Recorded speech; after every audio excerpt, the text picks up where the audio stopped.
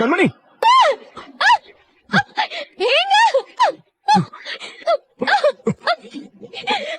கண்மணி புடிச்சுக்கோ.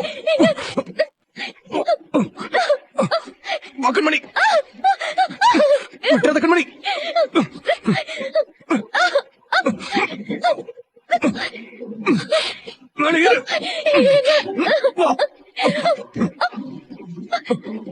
சாரிங்க. எதுக்கு இப்ப சாரி? நான் மட்டும் கவனிக்காம போயிருந்தா இந்நேரத்துக்கு நீ கீழே விழுந்திருப்ப. கொஞ்சம் நீ கவனமா இருக்க மாட்டியா?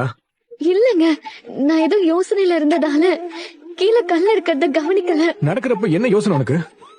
இதே போல ரோட்ல போகும்போது நடந்தா என்ன ஆவறது? இந்த கல்லெல்லாம் எப்படி இங்க வந்துச்சு? யார் இங்க கொண்டு வந்து போட்டது? எங்க தூக்கி போட்டுறாதீங்க. வத்தல் காய வைக்கும் போது துணி பறக்காம இருக்கிறதுக்காக இதை எங்க வச்சிருக்காங்க. காஞ்ச துணி எடுத்துட்டு போறவங்களுக்கு ஒரு வழியா கண்மணியை அன்பு காப்பாத்திடுறாரு. அடுத்த நாள் காலைல பொழுது விழுதுங்க. பவித்ராவோட அம்மா அப்பாவும் நாங்கள் எங்களோட வெட்டிங்கை கொண்டாட போகிறோம், நீங்கள் எல்லோரும் அதில் வந்து கலந்துக்கணும்னு மொத்த ஃபேமிலியை இன்வைட் பண்ணுறாங்க. பாட்டி நாங்கள் எல்லாருமே குடும்பத்தோட உங்களை கல்யாண நாள் ஃபங்க்ஷனில் கலந்துக்கிறோன்னு வாக்கு கொடுத்து அவங்கள அனுப்பி வைக்கிறாங்க.